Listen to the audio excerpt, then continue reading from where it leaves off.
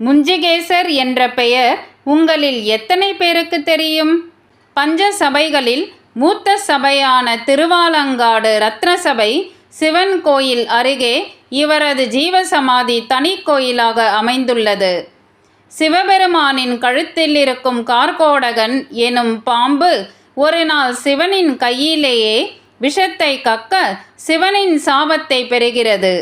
தனது தவறை உணர்ந்து வருந்தி திருந்திய கார்கோடகன் ஈசனிடம் மன்னிப்பு கேட்க, சாபத்துக்கு பிரயாச்சித்தமாக நீ பூலோகம் சென்று பல சிவக்ஷேத்திரங்களை வழிபட வேண்டும். அவ்வாறு சிவக்ஷேத்திரங்களை வழிபட்ட பின்னர் நிறைவாக திருவாலங்காட்டில் என்னை நோக்கி தவமிருக்கும் சுனந்த முனிவர் என்பவரை நீ பணிந்து வணங்க வேண்டும். அவரது ஆசியும் கடைக்கண் பார்வையும் உன் மீது பட்ட அந்த நொடியில் உனது சாபம் நீங்கும்.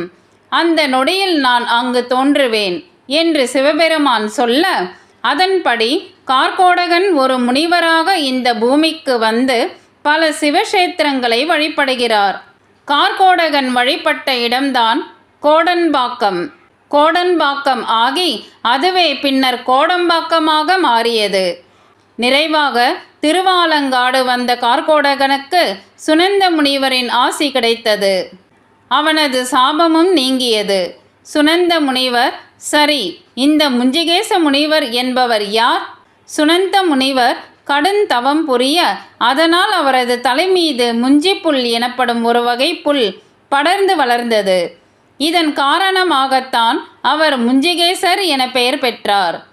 சிவனுக்கும் காளிக்கும் நடைபெற்ற தாண்டவ போட்டியை நேரடியாக கண்டவர் முஞ்சிகேச முனிவர்.